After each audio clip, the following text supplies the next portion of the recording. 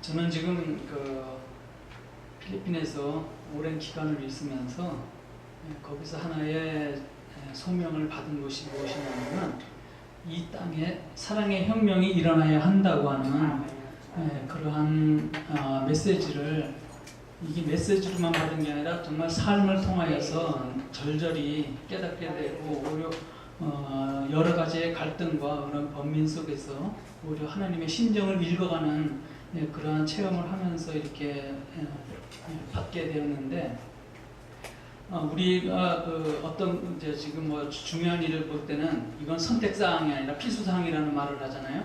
근데 이거 사랑에 대한 얘기는 필수사항도 아니에요. 그냥 절대적인 사항이라고 하는 것.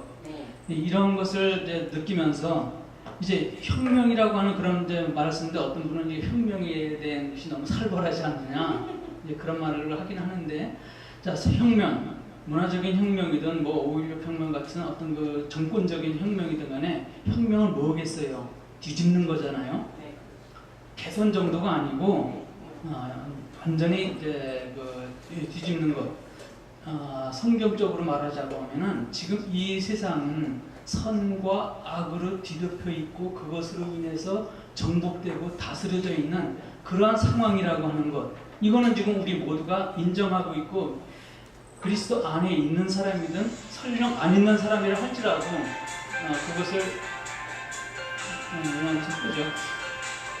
그것을 알고는 있죠. 그런데 이제 이 선악의 세상이 하나님의 사랑의 세상으로 뒤집어져야 된다고 하는 것이 예수님이 하신 이야기라는 거죠. 예수님이 오신 목적이 무엇이겠어요? 하나님의 사랑을 이 세상에 선포하고, 이제 이 사랑으로 인하여서 구원이 이루어진다고 하는 그것이 이제 복음으로 우리에게 전달되어 있는 것 아니겠어요? 바로 선악의 세상, 사단에 의해서 선과 악을 받아들임으로 인해서 그 선과 악이 우리 두뇌를 정복해서 맨날 무슨 일을 당하든지 우리는 판단을 하고 정죄하고 반목하고 경쟁하는 이런 시스템 속에서 지금 살고 있잖아요. 이런 속에서 죄가 안 나올 리가 없는 거예요.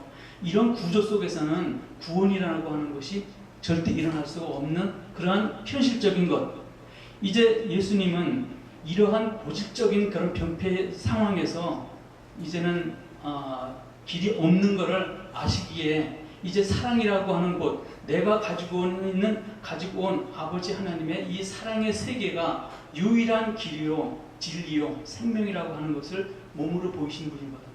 그렇기 때문에 우리는 예수님이 가리키는 그거에 대해서 예수님을 쳐다보는 게 아니라 예수님이 가리키고 있는 사랑의 세계를 바라볼 수 있는 그 영적 시각이 좀 발달이 돼야 될 것 같은데, 그냥 종교식으로 갖다가 예수님만 쳐다보는 그러한 식으로 한다고 보면 기복신앙에서 절대 벗어날 수 없는 이제 그런 것이죠.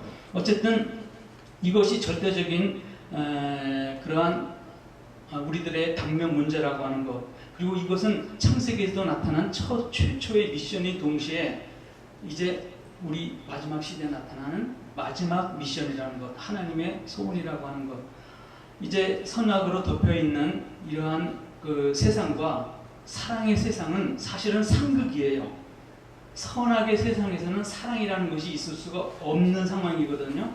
거기서는 논리라든가 이론이라든가 여러 가지 이제 그러한 선악간에 이제 그러한 것은 있고, 그 대신에 사랑이라는 것이 본질적으로 사랑이라는 것이 없는 대신에 사랑이라는 감정은 있어요. 감정은 있으니까 감정적인 사랑 가지고 나는 사랑을 다 안다고 이렇게 생각을 할 뿐이지, 우리는 진짜 사랑을 아직 세상에서는 모르고 있어요. 왜냐하면 선악의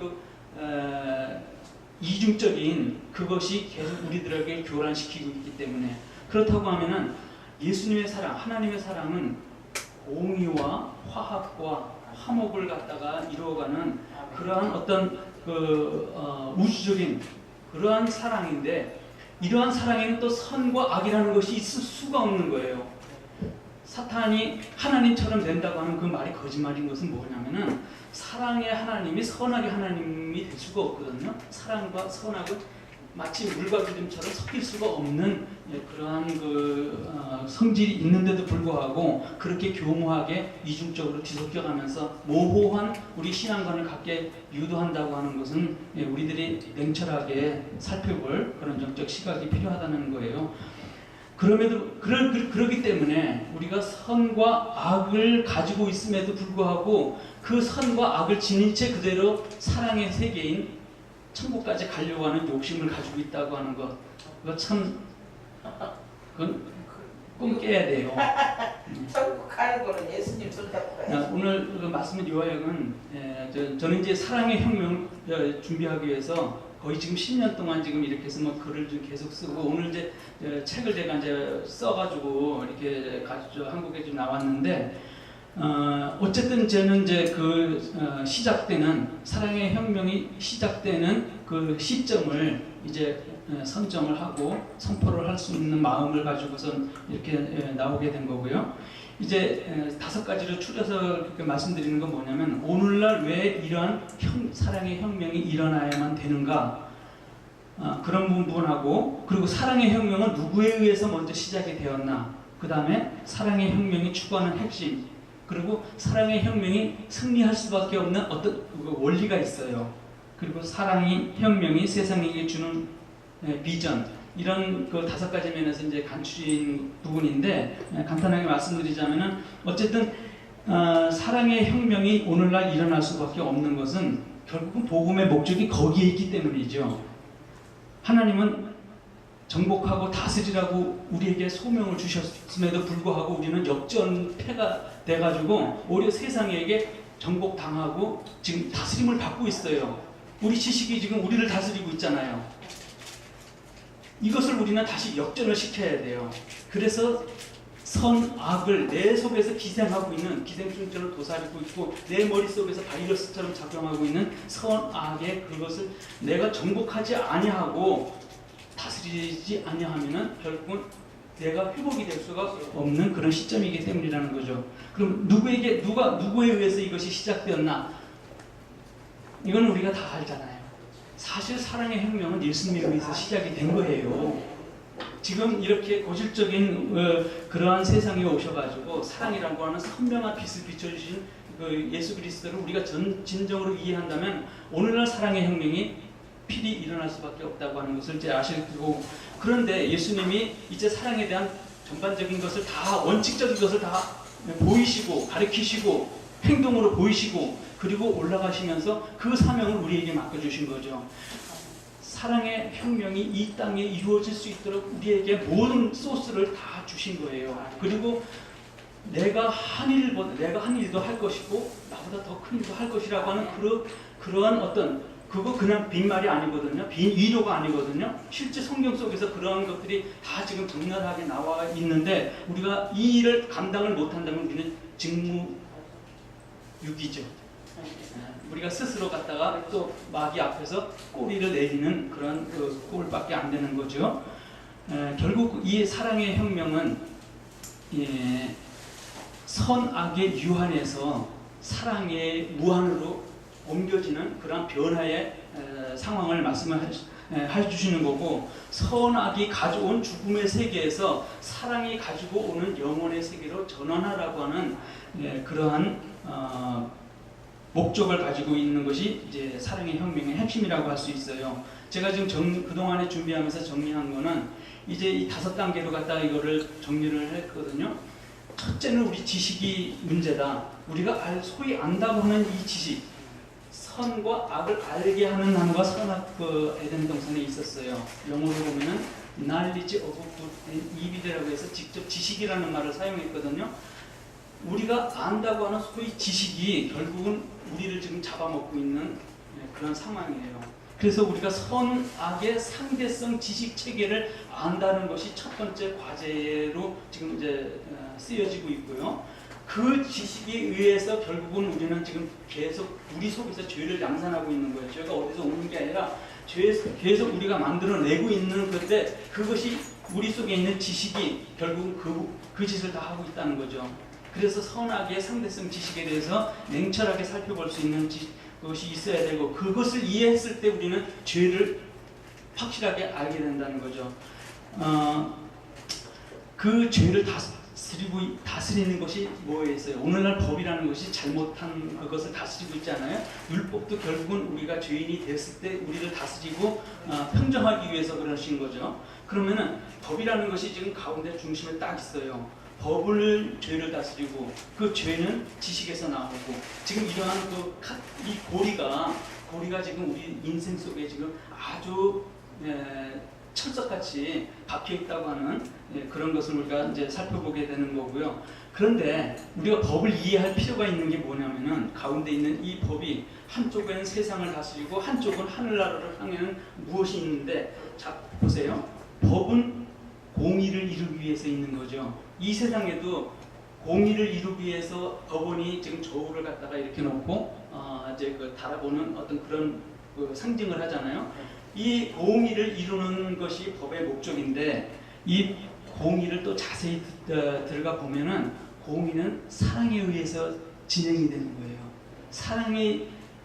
사랑하는 그 사랑이 기준이 됐을 때 공의가 우주에 펼쳐져서 모든 것을 질서 있게 잡아주고 그 사랑하는 사람을 보호해주고 이렇게 이끌어가는 그런 그 사랑의 영역, 이 사랑의 차원으로 들어가게 해주는 것이 바로 공의인데, 자, 이 사랑의 뚜껑을 열어보면 그 속에서 하나님이 나온다는 거예요. 그것은 인간으로서 누구도 거역할 수 없는 이러한 구조라는 것을 이제 살펴보면서 지식을 통해서는 죄가 만들어졌고 죄를 통해서 법이 불러져 왔지만은 이제 우리는 법을 통해서 의를 알게 됐어요. 그리고 의를 통해서 사랑을 알게 돼요. 사랑을 통해서 하나님을 진짜 알게 되는 것이 이 원리, 이 구조가 결국은 이 땅의 사랑의 혁명이 승리할 수밖에 없는, 우리의 믿음이 승리할 수밖에 없는 구조, 이 구조를 예수님이 이뤄놓고 가신 거예요. 그렇기 때문에 담대하라, 내가 세상을 이기었노라, 그렇게 말씀하신 거죠. 이제 이것은 이 사랑 얘기한다고 해서 뭐 I love you 같은 그런 그 사랑 얘기하는 게 아니에요. 이 지금 사랑은 정권이에요. 하늘의 정상. 이제 지금 여기는 공중권세 잡은 자가 다스리고 있는 그런 세상의 그 정권이지만은 이제 하늘의 정권인 사랑의 정권이 이 땅에 펼쳐지는 것이 이제 복음의 핵심이라고 볼 수가 있죠. 우리가 주기도문을 할 때 뭐라고 합니까? 하늘에서 뜻이 이루어진 것 같이 땅에서도 이루어지다. 이제 그 하늘의 그 뜻, 사랑의 세계로 이제 선악의 세계를 소멸시키는 그런 일이 있고, 그리고 그 사랑의 정권이 이 하나님의 세계가 이 땅에 펼쳐지는 것이 이제 예수님이 강구하는 그런 우리의 기도 아니겠어요?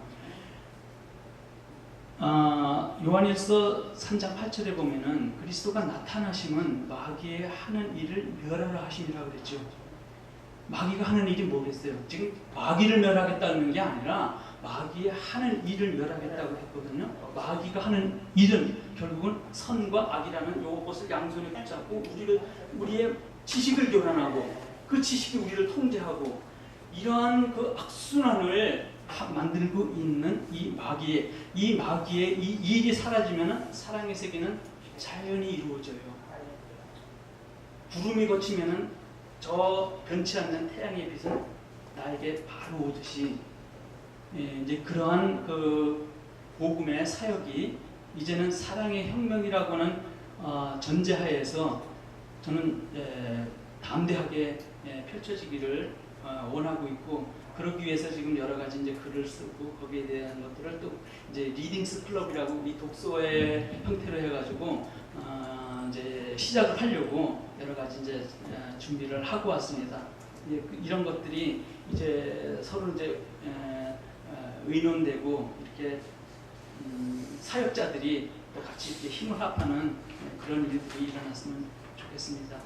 감사합니다.